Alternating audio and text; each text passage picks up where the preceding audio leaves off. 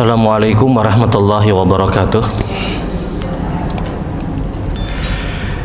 Innal hamdalillah nahmaduhu wa nasta'inuhu wa nastaghfiruh wa na'udzu billahi min syururi anfusina wa min sayyiati a'malina may yahdihillahu fala mudhillalah wa may yudlil fala hadiyalah.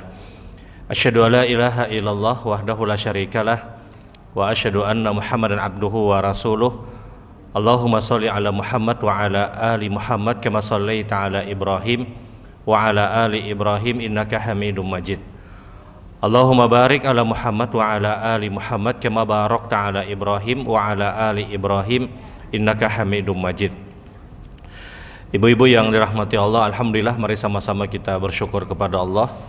Salawat serta salam kita tujukan kepada Nabi dan kepada Rasul kita, Nabi Muhammad sallallahu alaihi wasallam. Ibu-ibu yang dirahmati Allah, pagi hari ini insya Allah kita akan bersama dengan fikih sholat jamak. Bagaimana jamak sholat yang diperintahkan dan apa-apa yang menjadikan sebab kita diperintahkan, dianjurkan dan disyariatkan atau diperbolehkan untuk menjamak sholat. Jamak sholat itu artinya adalah menggabungkan dua waktu sholat dikerjakan di satu waktu. Jamak itu menggabung. Jamak sholat itu hanya dua, zuhur, asar atau maghrib dan isya. Kalau dikerjakan di waktu zuhur 4 rakaat zuhur kemudian asar 4 rakaat, ini namanya jamak takdim. Jamak yang diawalkan, ditakdim. Asar ditarik di waktu zuhur. Tapi kalau itu dilakukan di waktu asar, maka ini dikenal dengan istilah jamak takhir, mengakhirkan sholat zuhur di waktu asar. Begitupun juga ketika kita mengerjakan di waktu maghrib dan isya. Jadi jamak sholat itu adalah menggabungkan dua waktu sholat. Dia berbeda dengan qasar. Qasar itu artinya meringkas. Yang asalnya 4 rakaat jadi 2 rakaat. Jadi jamak sholat itu berbeda dengan qasar sholat. Dan qasar ini hanya khusus untuk seorang musafir. Jamak qasar ataupun qasar itu hanya berlaku untuk seorang musafir. Setiap ada kata-kata kalimat qasar atau meringkas sholat, maka syariat ini hanya berlaku untuk orang-orang yang berpergian, orang-orang yang bersafar. Contoh, ketika Nabi SAW disebutkan dalam hadis yang diriwayatkan oleh Imam Muslim, Anas ibnu Malik, sahabat Rasul SAW, beliau diperintahkan Nabi SAW untuk mempersiapkan perbekalan, karena ketika itu di hari itu Nabi akan bersafar ke Dzul Hulaifah. Kata Anas ibnu Malik, saya pun mempersiapkan perlengkapan dan perbekalan yang akan kami bawa ke Dzul Hulaifah. Dan kebetulan ketika itu, kata Anas ibnu Malik, tiba waktunya adalah waktu zuhur. Jadi sebelum zuhur saya sudah persiapkan, kata Anas ibnu Malik. Id adzanal muadzin, terdengarlah suara azan di Masjid Nabawi. Maka yang dilakukan Rasul SAW pada saat itu adalah beliau mengerjakan sholat zuhur 4 rakaat, kemudian menyelesaikan sunnah-sunnahnya. Barulah Nabi kemudian pergi bersama Anas ibnu Malik ke Dzul Hulaifah. Tiba di Dzul Hulaifah pada saat itu sudah lewat waktu asar. Maka yang kami kerjakan, kata Anas ibnu Malik, mengerjakan sholat asar yang kami ringkas menjadi 2 rakaat. Jadi asarnya 2 rakaat pada saat itu. Nah, ini pelajaran penting, kata para ulama. Seorang dikatakan boleh untuk mengambil rukhsah, mengambil keringanan di dalam sholat ketika dia musafir adalah ketika kharaja min biladihi bihadil mahdud, ketika dia sudah keluar dari tempat tinggalnya dengan batasan yang sudah ditetapkan, maka baru dia boleh untuk meringkas sholat. Tapi kalau hanya masih di rumah misalnya dan dia ingin bersafar, dia ingin berpergian, dia tidak boleh untuk meringkas sholat 2 rakaat zuhur, 2 rakaat asar. Ada orang hendak berpergian, hendak tulak misalnya, Kemudian ternyata sudah masuk waktu sholat. Jarnang tulak ini kita jamak qashar dulu di rumah. Dia jamak qashar di rumah. Nah, apakah ini dibenarkan? Ini tidak dibenarkan. Kenapa? Karena dia belum dikatakan seorang musafir.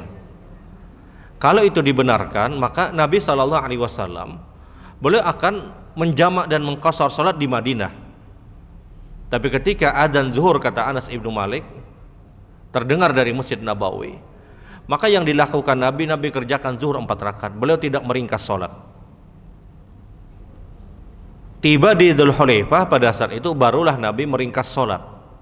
Salat asar yang asalnya 4 rakaat kami kerjakan, kata Anas ibnu Malik, hanya 2 rakaat. Jadi yang namanya musafir, dia tidak mutlak harus jamak qashar. Dia boleh jamak qashar, dia boleh hanya qashar saja. Contoh misalnya pian tiba di satu tempat, pian safar tiba di satu tempat, kemudian mengikuti sholat orang-orang mukim, 4 sembahyang maghrib, atau ikut sholat zuhur berjamaah misalnya 4 rakaat. Kemudian selesai zuhur, ya dia kerjakan misalnya ba'diyah zuhur dan yang lainnya. Masuk waktu asar tidak berjamaah dengan orang mukim misal, kemudian hanya melaksanakan sholat asar 2 rakaat. Apakah boleh? Boleh. Sebagaimana Rasul SAW, beliau tiba di Dzulhulaifah, beliau mengerjakan asar itu 2 rakaat. Atau pian sholat berjamaah dengan orang-orang mukim, sholat zuhur misalnya 4 rakaat. Kemudian selesai sholat zuhur, pian mundur ke belakang, kemudian mengerjakan sholat asar 2 rakaat. Apakah boleh? Boleh. Karena dia mengambil keringanan yang namanya qashar, mengqashar atau meringkas sholat. Jadi yang namanya qashar atau jamak qashar itu hanya berlaku bagi seorang musafir. Di luar dari jamak qashar, hanya jamak saja, maka ini berlaku bagi siapapun ketika dia punya hajat. Sebagaimana yang disebutkan dalam hadis dari Abdullah ibnu Abbas, bahwasanya Nabi SAW, beliau itu pernah jamaah Nabi SAW zuhur wal asar wa maghrib wal isya. Nabi itu, kata Ibnu Abbas, dalam satu hari beliau pernah menjamak zuhur asar, kemudian maghrib dan isya dalam sehari. Beliau gabungkan zuhur 4 rakaat, kemudian asar 4 rakaat, kemudian maghrib 3 rakaat di waktu malam, dan isya 4 rakaat. Itu pernah dilakukan Rasul Sallallahu Alaihi Wasallam, dan disebutkan bighairi matar wal marad. Perbuatan yang dilakukan Nabi pada saat itu tidak ada hujan dan tidak ada yang dalam kondisi sakit, sehat, kata Abdullah ibnu Abbas. Di zaman dulu kalau terjadi hujan, maka Nabi perintahkan untuk menjamak sholat di zaman dulu. Makanya seorang muadzin ketika mengumandangkan adzan di zaman Rasul sallallahu alaihi wasallam, setelah sampai kalimat hayya 'alal falah, maka dia tambahkan kalimat sallu fi rihalikum, salatlah kalian di rumah-rumah kalian. Di zaman Nabi kalau hujannya itu sangat-sangat lebat, di zaman Rasulullah deras. Hujannya jarang, tapi sekali hujan itu menjadikan orang sulit untuk pergi ke masjid. Maka muadzin diperintahkan Nabi SAW untuk apa? Untuk memasukkan kalimat sallu fi rihalikum, salatlah kalian di rumah-rumah kalian. Jadi setelah kalimat hayya 'alal falah, muadzin kemudian memasukkan kalimat sallu fi rihalikum, salatlah kalian di rumah-rumah kalian, untuk memberitahu orang-orang yang di rumah, mereka ya sudah silakan jamak salat. Karena azan, karena ketika terjadi hujan itu memberatkan para sahabat untuk pergi ke masjid. Di zaman Nabi kada ada payung, apalagi mobil. Jadi mereka pergi ke masjid itu berat, akan mengotori pakaian-pakaian mereka, belum lagi angin yang sangat kuat, sehingga Rasul perintahkan kalau terjadi hujan yang begitu berat, yang begitu deras, salatlah di rumah kalian. Nah, kejadian yang terjadi di hari itu, kata Abdullah ibnu Abbas, Nabi menggabungkan sholat zuhur, asar, maghrib dan isya di hari tersebut, tidak terjadi hujan, kata Ibnu Abbas. Maka ada sahabat yang bertanya kepada Rasul, ya Rasulullah, lima jama'na, ya Rasulullah, kenapa kita harus menjamak sholat? Apa sebabnya ya Rasulullah? Maka Nabi kemudian berkata, innamal bu'istu mu'assirina wa lam bu'istu mu'assirin. Ketahuilah, kata Nabi, aku ini diutus untuk memudahkan dan bukan untuk mempersulit. Seakan-akan ketika Nabi menjamak sholat di hari tersebut, tidak ada sebab yang seakan-akan Nabi ingin ajarkan kepada kita, kada ada sebab ingin boleh untuk menjamak. Tidak ada sebab ketika itu Nabi menjamak sholat. Namun para ulama kemudian memberikan banyak catatan, di antaranya adalah zahir hadis yang menjelaskan kepada kita Nabi menjamak sholat tanpa ada sebab, itu tidak bisa kita pahami kita bebas untuk menjamak sholat saban hari. Zuhur, asar 4 rakaat tanpa ada sebab. Orangnya di rumah, orangnya sehat aja, makan 2-3 piring juga, orang nyaman aja, buka laju aja, tahu-tahu dia jamak sholat. Kenapa? Nabi pernah menjamak aja sidin. Kalau kita melihat hadis Nabi, itu benar Rasulullah menjamak sholat. Namun mohon maaf, kelayakan dan kepantasan untuk menjamak sholat tanpa ada sebab, ini tidak ideal kata para ulama. Bahasa para ulama itu menyebutkan tidak terlalu baik untuk dia jamak sholat tanpa ada sebab. Tapi kalau bicara hukum, dia tidak bisa disalahkan. Belum ambil contoh, Nabi itu pernah jamak qashar, meringkas sholat, jamak qashar, melakukan perjalanan. Pada perjalanan hanya kurang lebih salasatul amya, kurang lebih 3 mil, kurang lebih 7 sampai 8 kilo. Nabi pernah jamak qashar, beliau musafir, perjalanannya hanya kurang lebih 8 kilo, 8 atau 9 kilo. Jadi kalau pian dari sini ke Gambut 13, kalau bicara hukum dia boleh jamak qashar karena Nabi pernah mengerjakan. Tapi ini bicara kepantasan di zaman kita hari ini. Nabi jamak qashar pada saat itu karena berbeda sarana dan keadaan yang hari ini kita dapatkan. Orang kan ke Gambut, dari sini ke Gambut mungkin paling berapa menit aja, ya mungkin 30 menit lah anggap 30 menit. Di zaman Nabi 8 sampai 9 kilo itu lebih dari 1 jam, lebih dari 1 jam di zaman Nabi SAW, karena beda, sehingga sarananya ini berbeda. Tapi kalau pian harus merujuk kepada hadis Nabi, apakah boleh, apakah sah? Kalau bicara hukum sah, karena biar bagaimanapun kita tidak bisa menafikan hadis Rasul SAW. Pian berdebat dengan model orang yang seperti ini, jelas kada kawa. Kenapa? Dia pakai hadis. Kada kawa aja sih, aku pakai hadis. Sehingga para ulama mengambil satu atau memberikan catatan, hadis Nabi yang menjelaskan orang menjamak sholat tanpa ada sebab, secara hukum itu boleh. Misalnya, tapi jangan pian gawi juga. Hari ini misalnya sembahyang zuhur, kemudian asar 4 rakaat, malam maghrib 3 rakaat, kemudian isya 4 rakaat. Orang ngatulaknya kada juga, di rumah aja nyaman aja, tanpa ada sebab. Apakah model orang yang seperti ini bisa disalahkan? Tidak bisa disalahkan, karena dia pasti akan merujuk kepada hadis Nabi. Dia akan kembali kepada hadis Rasul, Nabi menjamak sholat tanpa sebab. Dia pasti akan menyatakan Nabi jamak sholat katanya. Sehingga kalau bicara dalil, maka tidak bisa dibantah orang ini. Namun ini bicara kelayakan dan kepantasan di saat kita hari ini. Apakah layak, apakah pantas kita menjamak sholat tanpa sebab? Makanya para ulama menyebutkan, ketika Nabi menjamak sholat tanpa sebab, beliau memberikan keterangan, innamal bu'istu mu'assirin walam bu'istu mu'assirin. Aku diutus untuk memudahkan, bukan untuk mempersulit. Dihadirkannya syariat jamak sholat itu untuk memudahkan. Yang kalau seandainya kita punya hajat, kita punya keperluan, kita boleh menjamak sholat walaupun kita bukan seorang musafir. Walaupun kita bukan seorang musafir. Siapa yang sangat disyariatkan untuk menjamak sholat? Yang pertama adalah orang yang dalam keadaan sakit. Ini sangat diperintahkan. Ada orang sakit, terlebih ketika itu dia sakitnya di rumah sakit, dia terbaring di rumah sakit. Nah, model orang-orang yang seperti ini sangat diperintahkan untuk menjamak sholat.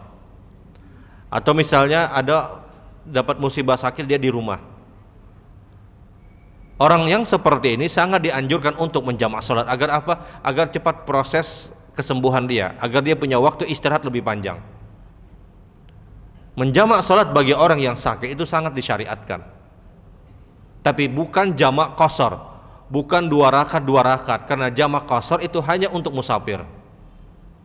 Kecuali sakitnya di luar kota, dia pergi ke luar kota berobat, maka dia boleh jamak qashar, bukan karena sakitnya dia, tapi karena safarnya dia. Karena dia safar, itulah yang dilihat sebabnya.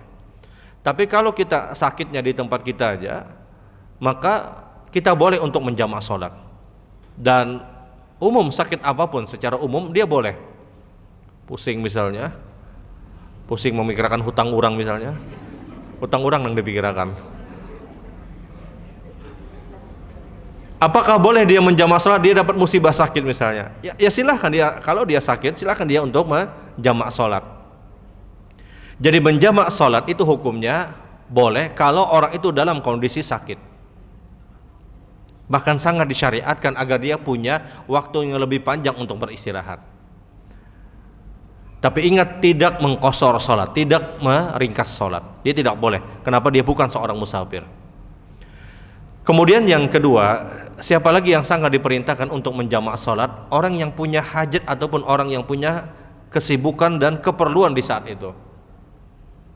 Walimatul urus misalnya, acara pernikahan, acara perkawinan. Tamu terus datang misalnya di waktu zuhur. Kalau dia tinggalkan rasa tidak nyaman, dan itu mungkin terjadi dari sebahagian orang. Dia tamu terus datang. Maka dalam kondisi yang demikian dia bisa menjamak sholat nanti di waktu asar. Ya sudah, dia jamak di waktu asar. Kalau seandainya dia berat untuk meninggalkan tamu-tamu tadi. Orang-orang yang punya hajat, orang-orang yang punya keperluan, yang dia punya kesibukan misalnya, yang menjadikan dia mungkin terlambat sholatnya, maka dia boleh untuk menjamak sholat. Atau dia tahu bahwasanya setelah zuhur ini ada rapat yang sangat panjang, ada kegiatan yang begitu panjang, yang dia berhitung kegiatan ini boleh jadi sampai maghrib, maka dia ambil waktu asar, dia tarik di waktu zuhur, dia jamak zuhur dan asar di waktu zuhur misalnya. Apakah boleh? Boleh. Karena dia punya hajat dan dia punya keperluan. Selama dia punya hajat, selama dia punya keperluan, atau dia dalam keadaan sakit, maka dia boleh untuk menjamak sholat, menggabungkan 2 waktu sholat. Ada orang misalnya melakukan safar, perjalanan, pulang dari perpergian, tiba misalnya di waktu malam, waktu maghrib. Kemudian dia ingin ambil waktu hendak benar guring sih misalnya. Dia kerjakan maghrib 3 rakaat, kemudian isya 4 rakaat, kemudian dia bisa istirahat guring sampai subuh. Apakah boleh? Boleh. Karena mohon maaf, jangankan model yang seperti ini, zahir hadis menyebutkan orang yang tidak punya hajat, orang yang tidak punya keperluan pun itu boleh menjamak salat sebagaimana perbuatan Rasul. Namun yang tidak ada hajat, yang tidak ada keperluan, kata para ulama, tidak ideal kita praktekkan. Rasul ketika mempraktekkan, dan itu diikuti oleh sahabat, ingin menyampaikan pesan kepada kita bahwasanya diutusnya Rasul, innamal bu'istu muyassirin walam bu'istu mu'assirin. Saya ini diutus, kata Nabi, untuk mempermudah, bukan untuk mempersulit. Ini sebabnya. Artinya setiap orang yang punya hajat, setiap orang yang punya keperluan, dan dia memang benar-benar keperluan itu mau tidak mau harus dia ambil, maka dia boleh menjamak sholat. Ini keperluan yang bujur pula, jangan keperluan yang menonton sinetron. Maghrib 3 rakaat, isya 4 rakaat. Kenapa? Jam 9 sinetron ramai aja sih. Kalau ada orang yang dia datang dari safar, dia mengantuk berat, dia mungkin ingin tidur, ingin beristirahat. Ya sudah, dia kerjakan maghrib 3 rakaat, kemudian isya 4 rakaat, dan dia ingin ambil waktu istirahat misalnya. Karena mungkin dia selesai sholat, dia punya hajat dan punya keperluan nanti di waktu subuh yang harus dia tuntaskan. Nah, ini menjamak sholat ketika orang itu dalam kondisi sakit atau dalam kondisi dia punya hajat dan dia punya keperluan. Mudahnya Islam. Sekarang bagaimana dengan sholat sunnah rawatibnya? Bagaimana dengan qabliyah zuhurnya, ba'diyah zuhurnya, ba'diyah maghribnya, dan ba'diyah isya? Karena yang tidak berlaku rawatib ini adalah kalau kita bersafar. Sementara ketika kita bukan orang yang bersafar, apakah masih berlaku yang namanya rawatib? Qabliyah zuhur, ba'diyah maghrib, dan ba'diyah isya. Yang pertama, salat sunnah yang sifatnya qabliyah, khususnya qabliyah zuhur, maka tetap berlaku bagi orang yang ingin menjamak salat. Tetap berlaku. Karena dia bukan seorang musafir, maka qabliyah zuhur tetap berlaku. Adapun salat sunnah yang sifatnya ba'diyah, yang tertutup dengan waktu salat wajib, maka salat sunnah ba'diyah ini sudah tidak berlaku lagi. Contoh ba'diyah zuhur, dia kerjakan dulu qabliyah zuhur 2 rakaat ataupun 4 rakaat, terserah. Selesai salat qabliyah zuhur, dia kerjakan salat zuhur. Setelah salat zuhur, kalau dia ingin jamak, dia langsung salat asar 4 rakaat. Dan tidak ada ba'diyah zuhur. Kenapa? Karena sudah tertutup dengan salat asar. Sudah terlewatkan dengan salat asar yang sudah dia kerjakan. Kemudian maghrib 3 rakaat, isya 4 rakaat. Dia kerjakan maghrib 3 rakaat, kemudian isya 4 rakaat. Setelah isya 4 rakaat, yang boleh hanya ba'diyah isya. Karena ba'diyah maghrib sudah tertutup dengan adanya salat isya. Paham pula? Rawatib qabliyah zuhur itu masih berlaku. Kenapa? Dia bukan mengqashar salat dan tidak tertutup dengan salat yang sebelumnya. Dia kerjakan qabliyah zuhur kalau dia ingin mengerjakan rawatib. Kemudian dia kerjakan zuhur. Selesai zuhur, dia kerjakan asar 4 rakaat dan tidak ada ba'diyah zuhur. Karena sudah tertutup dengan salat asar. Walaupun ketika itu kondisinya di waktu zuhur. Walaupun dia kerjakan ketika itu di waktu zuhur. Adapun ketika di waktu malam, maghrib 3 rakaat, kemudian isya 4 rakaat. Isya 4 rakaat yang boleh dikerjakan rawatibnya hanya ba'diyah isya. Ba'diyah maghrib tidak berlaku lagi. Kenapa? Karena sudah tertutup dengan salat isya yang sudah dia kerjakan. Dan umumnya kita bicara umum. Umumnya antara satu salat kepada salat berikutnya ketika kita menjamak itu hanya terpisah dengan istighfar 3 kali, kemudian Allahumma antas salam wa minkas salam, tabarakta ya dzal jalali wal ikram, kemudian dia salat. Kita salat zuhur misalnya. Selesai salat zuhur, ingin mengerjakan salat asar. Zikir yang berlaku hanya istighfar 3 kali. Astaghfirullah, astaghfirullah, astaghfirullah. Allahumma antas salam wa minkas salam, tabarakta ya dzal jalali wal ikram, kemudian dia kerjakan asar. Selesai sholat asar, baru dia zikir dengan zikir yang sempurna sebagaimana zikir selesai sholat. Yang subhanallah 33, alhamdulillah 33, Allah akbar 33, dan seterusnya. Sama ketika di waktu malam. Maghrib 3 rakaat, selesai maghrib, sebelum naik untuk mengerjakan isya, dia istighfar dulu, astaghfirullah, astaghfirullah, astaghfirullah, Allahumma antas salam wa minkas salam, tabarakta ya dzal jalali wal ikram, kemudian dia kerjakan isya. Selesai isya, dia zikir sebagaimana zikir selesai sholat. Dia masukkan tasbih, tahmid, takbir 33, 33 dan seterusnya. Baru setelah itu dia kerjakan ba'diyah isya kalau dia menginginkan. Jadi pemisah antara Satu salat kepada salat berikutnya itu hanya zikir, istighfar dan Allahumma antas salam. Bukan subhanallah 33, alhamdulillah 33 dan seterusnya. Dan tidak juga, dan jangan juga tidak berzikir. Mbak Tuntung salat langsung misalnya, dia pisahkan dulu dengan istighfar 3 kali Allahumma antas salam. Karena istighfar astagfirullah astagfirullah astagfirullah Allahumma antas salam wa minkas salam tabarakta ya dzal jalali wal ikram, ini adalah sebuah kelaziman di dalam semua dan setiap salat yang kita kerjakan. Salat apapun dia harus tutup selesai salam dengan istighfar 3 kali dan Allahumma antas salam. Kenapa istighfar? Pertama, boleh jadi salat kita tidak sempurna. Boleh jadi salat kita tidak sempurna. Sehingga istighfar tersebut menyempurnakan hal-hal yang kurang pada salat yang kita kerjakan. Dan ini wajar, dan itu diperintahkan Rasul sallallahu alaihi wasallam. Sehingga diperintahkanlah kalimat istighfar. Jadi selesai salat itu jangan alhamdulillah. Kadang ada, mohon maaf, sebahagian orang assalamualaikum warahmatullah, assalamualaikum warahmatullah, alhamdulillah alhamdulillah. Kada cukup anu muha sujud seden. Ditakuni kenapa sujud? Aku sujud syukur ya seden. Sujud syukur itu hanya berlaku pada saat kita mendapatkan berita yang menggembirakan. Sebagaimana perbuatan Nabi SAW, bahwasanya Nabi itu akan melaksanakan sujud syukur kapan? Idza ja'u amrun yasiruhun khairan sajida lillah.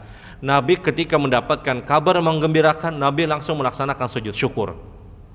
Jadi yang dilakukan Nabi untuk sujud syukur kapan? Kalau dapat kabar yang menggembirakan. Sementara salat ini memang kewajiban kita.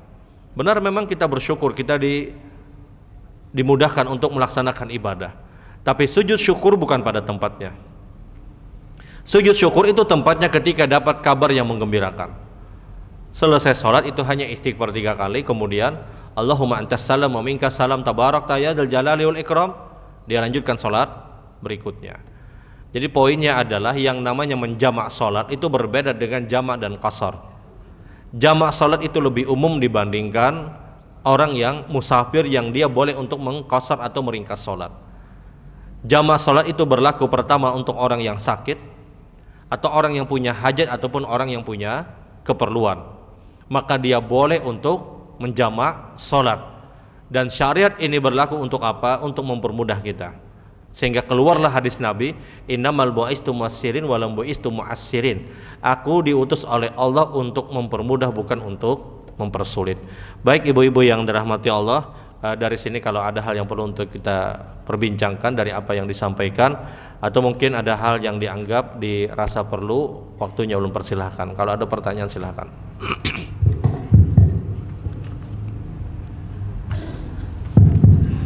Assalamualaikum warahmatullahi wabarakatuh. Waalaikumsalam. Yang pertama tentang salat qasar ini tadi Pak, kalau seandainya saat kita boleh melaksanakan salat qasar itu umpama 85 km, terus kita umpama sampai Tanjung dan sebagainya, pulangnya itu ketemu dengan maghrib, tapi umpama sudah sampai Gambut lah gitu lah. Apakah kita masih bisa melaksanakan salat qasar Pak? Karena kita kan belum sampai ke rumah. Yang kedua, kalau tentang umpama kita menargetkan dengan kilometer 85 tadi, kalau kita pergi ke Tanjung Pak, kan jalan ada 2 alternatif sekarang menuju Tanjung. Kalau kita lewat Manggasari itu sampai Kandangan itu nggak sampai 85 km, karena bedanya kan hampir 2 jam itu. Apakah itu bisa sampai Kandangan kita itu bisa salat qasar?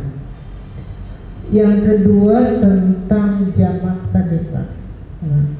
Tentang jamak, kalau kita melaksanakan jamak antara zuhur dengan asar, apakah tadi kan Pak mengatakan bahwa kita hanya dibedakan dengan istighfar 3 kali.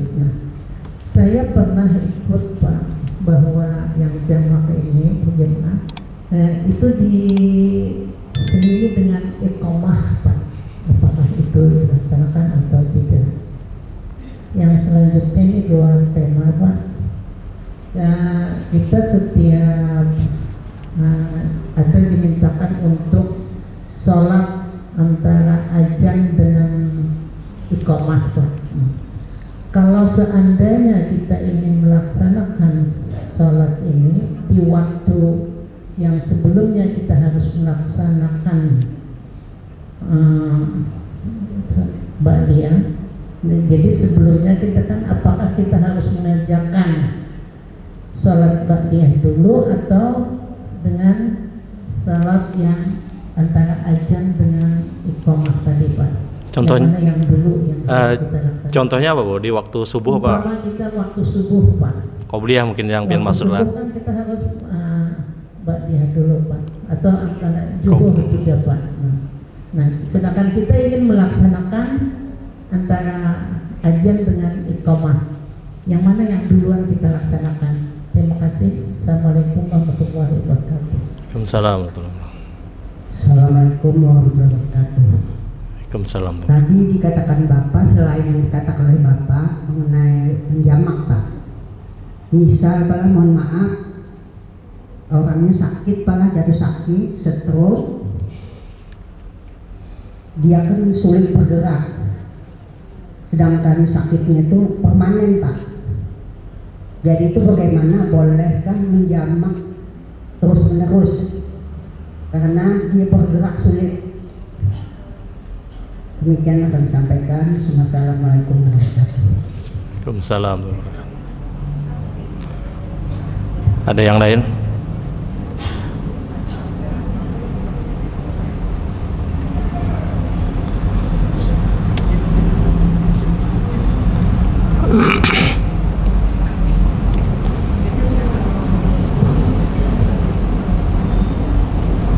Assalamualaikum warahmatullahi wabarakatuh. Waalaikumsalam.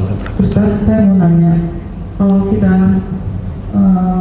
kan bepergian ke tempat bukan tempat mobil kayak gitu, ke safarnya sampai misalnya lebih dari 3 hari, apakah katanya saya pernah dengar boleh dijamak terus kayak gitu, Ustaz? Karena bukan tempat tinggal yang bersangkutan. Apakah itu dibenarkan, Ustaz? Terus saya mau nanya, kalau misalnya kita sholat, pas sholat kan depek itu, Ustaz. Jadi terus waktu tahiyat akhirnya nggak bisa duduk antara dua sujud yang tasawuf akhir itu nggak bisa, nggak muat gitu. Terus kalau kita duduknya yang apa namanya, istiros itu, itu boleh nggak, Ustaz? Karena nggak, kalau untuk tasawuf akhir duduk yang kayak gitu nggak muat pangkatnya, kakinya itu, Ustaz, karena badan besar kayak gitu. Nah, apakah boleh gitu? Terus saya mau nanya, kalau kita dititip dapat salam dari orang jauh kayak gitu, apakah jawabannya kita nerima salam itu apa, Ustaz ya? Saya pernah dengar Ustaz pernah ngomong kayak gitu, cuma saya lupa jawabannya kalau misalnya orang menyampaikan salam untuk kita itu apa gitu. Terima kasih, Ustaz. Assalamualaikum warahmatullahi wabarakatuh. Waalaikumsalam.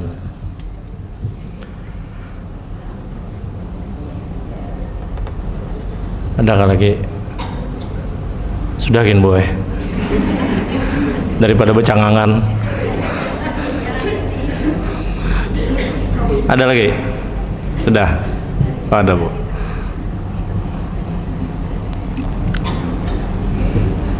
Assalamualaikum, Ustaz. Assalamualaikum warahmatullahi wabarakatuh. Keluar tema, Ustaz, mau nanya, ini sebentar lagi kan kita melaksanakan ibadah kurban. Terus itu kan kalau di tempat tinggal kita itu yang berkurban itu banyak, sedangkan yang sebenarnya tempat di kampung itu nggak ada yang berkurban. Jadi bagaimana, Ustaz, kita pilihan yang bagusnya bagaimana, Ustaz? Apakah kita tetap berkorban di tempat tinggal atau yang di kampung, dananya terbatas Ustaz. Kita jadi konsultasi. Assalamualaikum warahmatullahi wabarakatuh. Waalaikumsalam. Ya, Run jawab di pertanyaan pertama dulu. Apakah seorang yang pulang dari safar dia masih boleh untuk menjamak dan mengqashar yang di dalam perjalanan dia singgah mungkin di satu tempat, belum tiba ke rumahnya, sementara tempat yang dia singgah itu tidak sampai 85 kilo dari jarak ke rumahnya? Apakah berlaku jamak qashar bagi dia? Pendapat yang terbaik adalah tidak berlaku bagi dia jamak qashar. Kenapa? Karena jarak yang dia singgah dari tempat tinggalnya itu kurang dari 85 kilo. Tapi kalau dia singgah di satu tempat yang dia singgahi jarak sampai rumahnya masih di 85 kilo, maka dia boleh untuk jamak dan qashar. Masih boleh untuk jamak qashar kalau tempat yang dia singgahi adalah jarak yang dia singgahi ke rumahnya itu masih di 85 kilo. Dan wallahualam ini pendapat yang lebih berhati-hati, karena secara umum yang namanya sholatnya seorang musafir adalah yang dia boleh diberikan rukhsah, diberikan keringanan, erat kaitannya dengan jarak, bukan dengan kaitannya dengan masyaqqah, bukan kaitannya dengan sulit atau beratnya safarnya dia. Selama dia mendapatkan di titik 85 kilo, dia boleh jamak qashar walaupun safarnya itu mudah. Contoh, ada orang pergi ke Jakarta dan ada orang yang pergi ke hulu sungai. Safar ke Jakarta itu jauh lebih nyaman.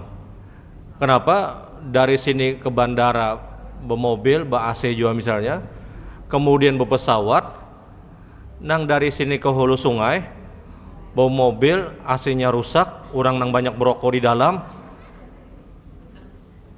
jaraknya jauh dibandingkan orang yang pergi ke Jakarta. Lebih jauh Jakarta. Apakah yang pergi ke Jakarta tidak berhak untuk jamak qashar? Dia berhak walaupun safarnya itu mudah. Karena safar itu yang dilihat adalah jaraknya. Yang dilihat adalah jaraknya. Orang boleh untuk jamak qashar ketika dia sudah mendapatkan jarak yang ideal. Oleh karena itu seorang yang pulang dari safarnya maka pada saat itu kalau dia pulang yang kepulangannya itu dia singgah di satu tempat yang dia singgahi kurang dari 85 kilo dari tempat tinggalnya, maka tidak ideal untuk mengambil jamak qashar. Gambut kan paling kurang lebih 13 kilo 13-14 kilo lah misalnya. Bahkan kalau dia singgah di Banjarbaru sekalipun tidak dianjurkan untuk jamak qashar. Dia pulang dari hulu sungai singgah di Banjar berapa kilo? Mungkin 40 kilo mungkin, atau mungkin tidak sampai berapa misalnya 30 atau berapa kilo, tidak bisa dikatakan jamak qashar. Tapi kalau dia ingin jamak silahkan. Dia kerjakan maghrib 3 rakaat kemudian isya 4 rakaat silahkan. Tapi untuk 3-2 ini hanya berlaku ketika dia berada di 85 kilo dari jarak tempat tinggalnya. Dari tempat tinggal rumahnya. Makanya orang yang walaupun dia pulang dari umroh, kita tahu umroh itu safar yang sangat jauh. Dia tiba di rumah dan dia belum mengerjakan maghrib dan isya, maka yang hanya boleh dikerjakan adalah maghrib 3 rakaat kemudian isya 4 rakaat, tidak boleh 3-2. Walaupun dia umroh, benar dia umroh tapi dia bukan lagi dihukumi musafir. Tidak lagi dihukumi musafir, dia sudah pulang. Atau jaraknya sudah kurang dari 85 kilo. Yang boleh dilakukan adalah hanya menjamak sholat, dan wallahualam ini pendapat yang paling berhati-hati. Baik, kemudian yang kedua, bagaimana kalau ada kita melakukan perjalanan kemudian kita ambil jalan yang lebih ringkas sebagaimana yang disebutkan tadi. Kalau jalan yang lebih ringkas tadi tetap hitungannya 85 kilo, maka orang tersebut boleh untuk menjamak qasar walaupun perjalanan waktunya itu lebih ringkas. Yang dihitung sekali lagi adalah apakah jarak dari rumahnya ke tempat tujuan 85 kilo atau tidak. Masalah dia menggunakan apapun, dengan jalan modelnya kayak apa aja, selama itu di 85 kilo ya sudah, dia boleh untuk jamak qasar. Misalnya dengan jalan yang lain misalnya lebih jauh, terpangkasnya perjalanan dia, tetap hitungannya adalah apakah 85 kilo atau tidak. Jadi tidak dilihat terpangkas atau tidak waktu perjalanan dia, yang dilihat tetap di 85 kilo secara umum. Ulun bicara secara umum, jarak dia ke satu tempat itu 85 kilo atau tidak. Kalau 85 kilo ya sudah. Bukan yang dihitung itu nang tersasatnya. Dari Banjar hendak ke Banjarbaru, terputar-putar, dilihat sudah 85 kilo. Mencari rumah orang misalnya. Ini kita jamak qasar sudah, kenapa 85 kilo? Tidak. Karenanya terputar-putar, tersasat ke sana kemari misalnya. Hendak mencari warung tersasat misalnya. Ya sudah. Apakah dia boleh untuk jamak qasar padahal hitungannya sudah lebih 85 kilo dengan nang putar-putar tadi? Yang dihitung adalah dari tempat dia ke tujuan dia 85 kilo atau tidak.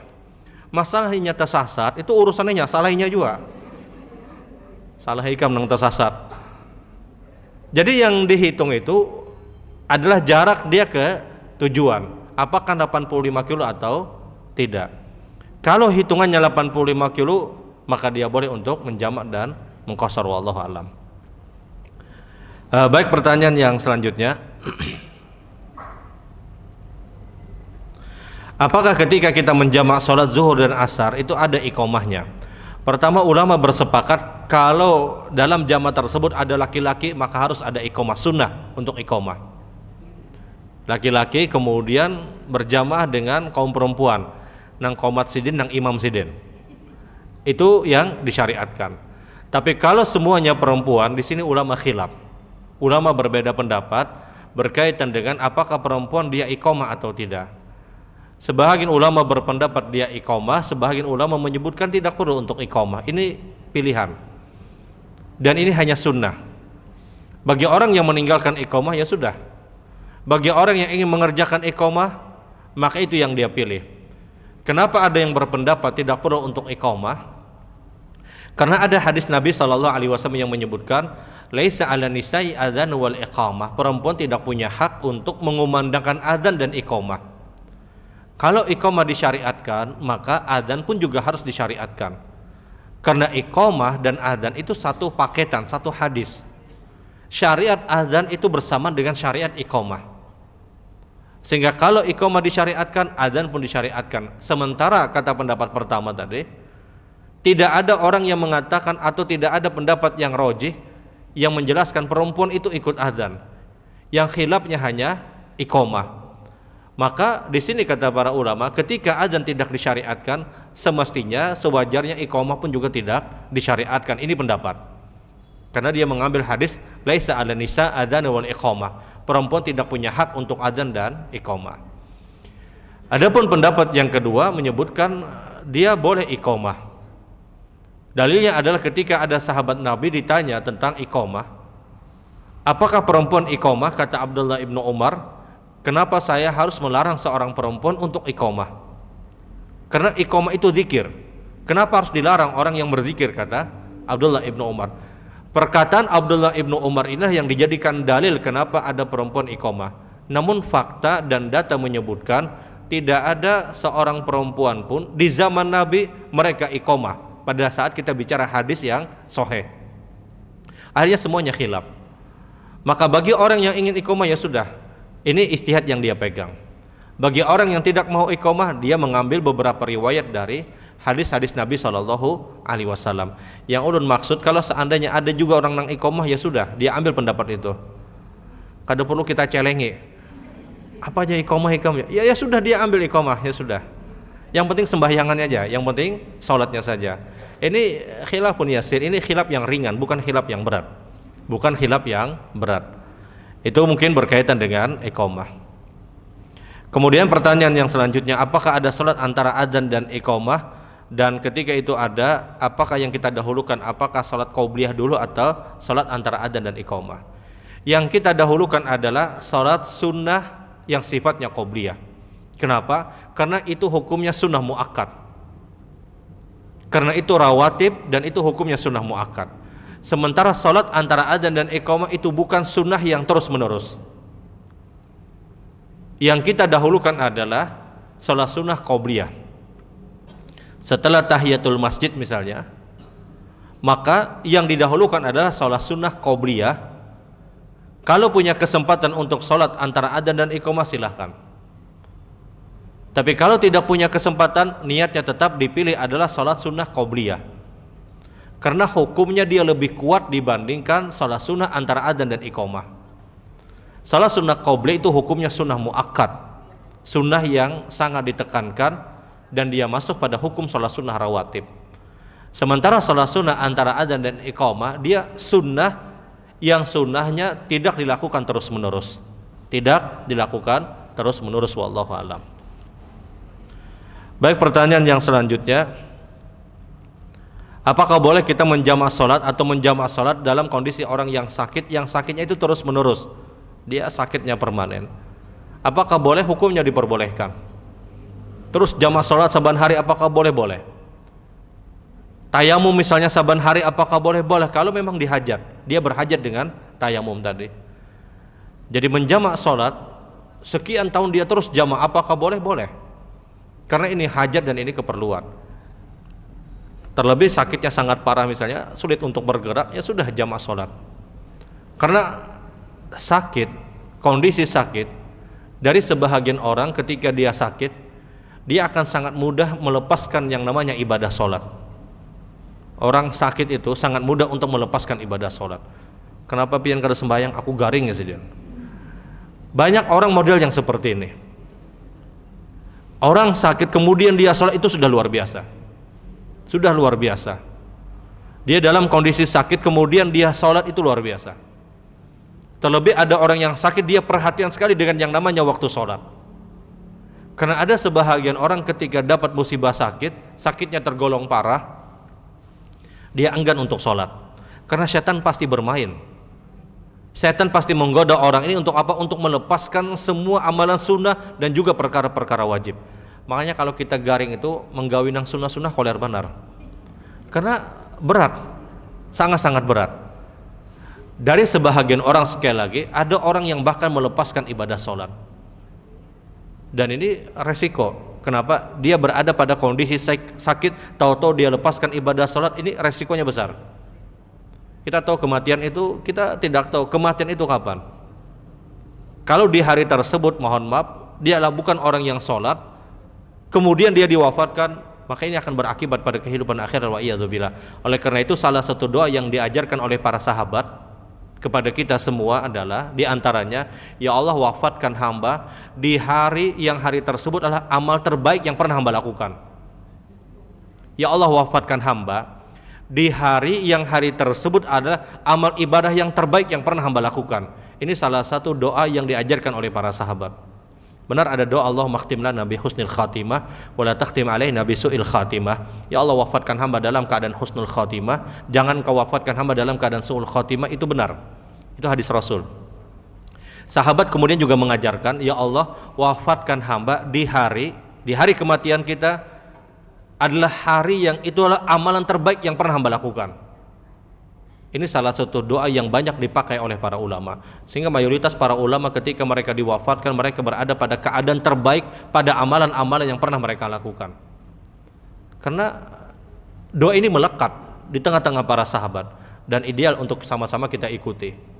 Jadi setiap doa, ya Allah wafatkan hamba di hari yang hari tersebut adalah amal terbaik yang pernah hamba lakukan. Sebelumnya misalnya kada pernah qobliyah subuh, sebelumnya misalnya kada pernah sedekah, sebelumnya kada pernah ini dan yang lainnya. Di hari itu dia qobliyah subuh, dia sedekah, dia ini dan yang lainnya, dan dia diwafatkan. Wah ini keren dah, mati nangka ini keren sudah. Dia jangan tapi lawas-lawas juga di dunia ini. Sitin sampai 60-70 selesai. Kehidupan dunia ini remeh. sangat-sangat remeh. Akhirat, kita akan pulang yang namanya ke kampung akhirat. Sehingga doa model yang seperti itu ideal untuk sama-sama kita praktekkan. Baik, pertanyaan yang selanjutnya, safar lebih dari 3 hari, apakah hukumnya boleh untuk jamak qasar? Boleh. Nabi SAW itu pernah menjamak qasar selama 18 hari. Ketika Fathul Mekah, pembebasan kota Mekah, ketika itu Nabi berada di kota Mekah selama 18 hari dan Nabi jamak qasar. Begitupun ketika terjadi pada peperangan Khandaq, kurang lebih 18 hari Nabi jamak qasar. 3 hari itu benar, Nabi jamak qasar pernah 3 hari, tapi lebih dari 3 hari pun Nabi pernah. Dan seringnya Nabi jamak qasar ketika beliau bersafar berapa hari pun. Akhirnya diambil kesimpulan, selama dia adalah seorang musafir, dia bebas untuk jamak qasar berapa hari pun, dia bebas. Tapi musafir ini pun boleh untuk tidak jamak qasar. Dia hanya jamak misalnya, atau dia mungkin sholat dengan orang-orang mukim, apakah boleh? Boleh. Karena jamak qasar ini pilihan yang diberikan oleh Allah, keringanan untuk seorang musafir. Apakah harus kita ambil jamak qasar? Bukan sebuah keharusan. Tapi benar kalau bicara afdholiyah, benar, karena umumnya jamak qasar itu dilakukan Rasul.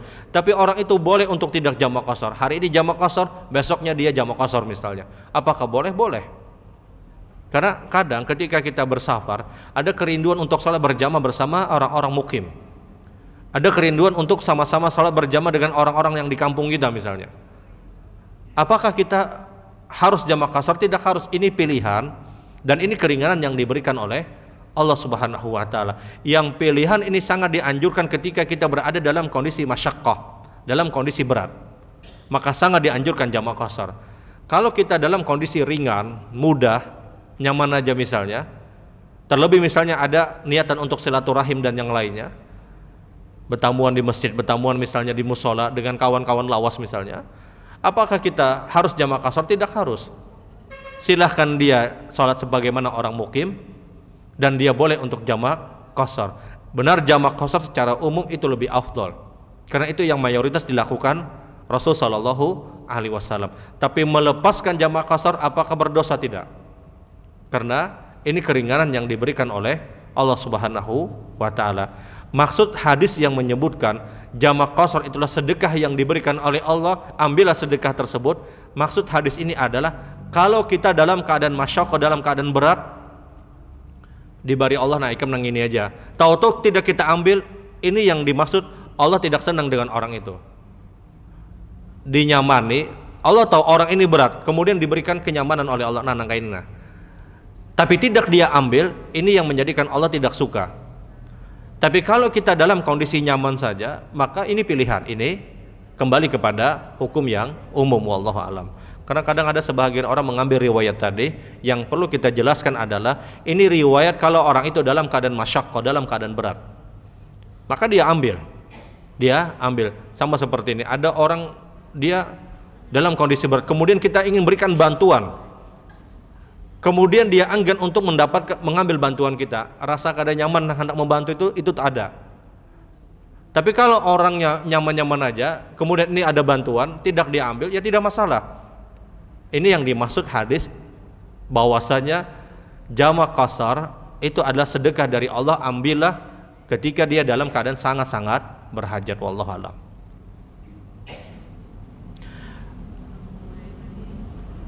Apakah boleh kita merubah posisi duduk ketika tasyahud akhir pada posisi iftirash karena tawarruk sulit bagi kita, mungkin sempitnya tempat tadi?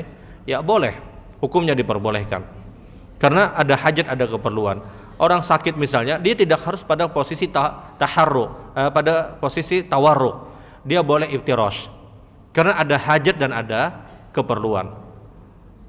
Bahkan sembahyang bersila boleh juga.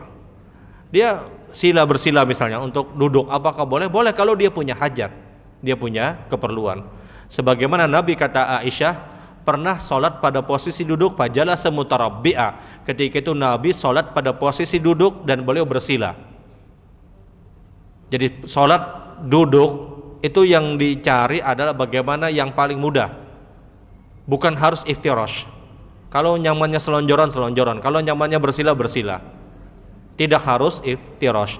Nah, kalau kita dalam kondisi tempatnya yang sangat sempit, ya sudah, kita salatnya pada posisi iftirash, tidak harus mengikuti imam. Kenapa? Karena ada hajat dan keperluan, wallahu alam.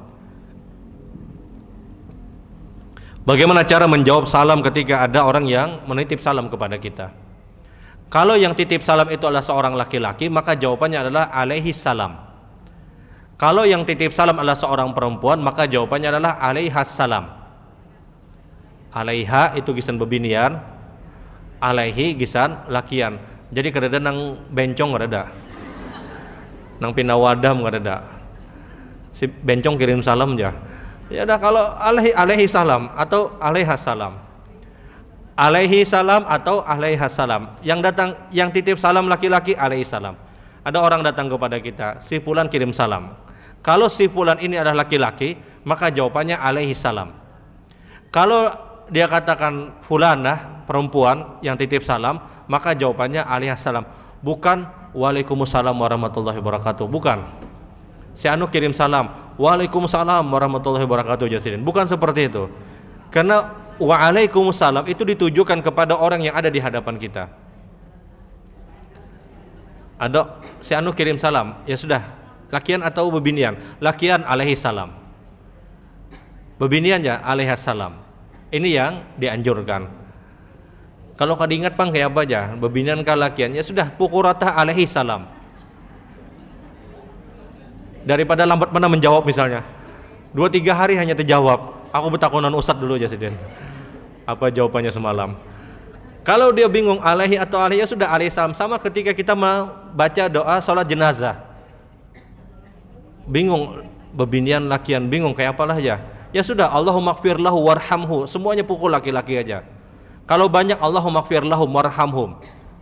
Kalau kita bingung, karena tidak semua orang paham bagaimana pengucapan bahasa Arab. Tidak semua orang.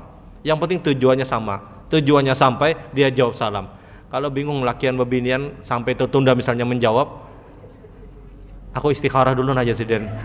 Ya alaihi salam, laki-laki alaihi, perempuan alaiha. Ini wahini pian ingat, 2-3 hari belum tentu ingat karena. Jangankan 2-3 hari, sore itu bisa mau WA kawan, apalah tadilah aja. Ya sudah, alaihi salam, ya sudah alaihi salam.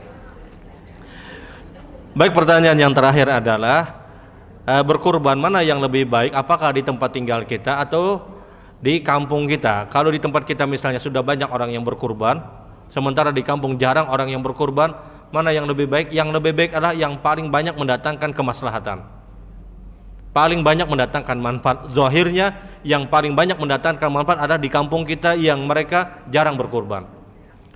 Bukankah katanya ada hadis Nabi yang menjelaskan kita dianjurkan untuk melihat proses ibadah kurban tadi? Itu benar, itu sunnah. Tapi kalau bicara manfaat yang lebih besar mana? Kalau manfaatnya lebih besar dikirim kurban ke kampung misalnya, yang mereka jarang mendapatkannya, ya sudah, itu lebih utama. Karena melihat proses ibadah kurban ini, walillahilham, segala puji milik Allah. Di zaman kita ini mudah, tinggal ada yang merekam misalnya, dia kirim misalnya videonya ke kita, ya sudah selesai. Tapi sekali lagi, yang paling afdal adalah mana yang paling bermanfaat. Karena kurban berkaitan dengan sedekah, berkaitan dengan kemaslahatan, berkaitan dengan kemanfaatan banyak orang. Ibadah kurban. Sehingga kalau misalnya di satu kampung itu jarang orang yang berkurban atau sedikit yang berkurban, di sini misalnya lebihan daging kurban, ya sudah dia kirim ke kampung-kampung yang itu lebih bermanfaat, dengan catatan benar-benar dia kerjakan, benar-benar dilaksanakan. Baik ibu-ibu yang dirahmati Allah, ini mungkin yang ulun sampaikan. Mohon maaf, kita akhiri dengan doa kafaratul majlis. Subhanakallahumma bihamdika asyhadu an la ilaha illa anta astaghfiruka wa atubu ilaik. Assalamualaikum warahmatullahi wabarakatuh.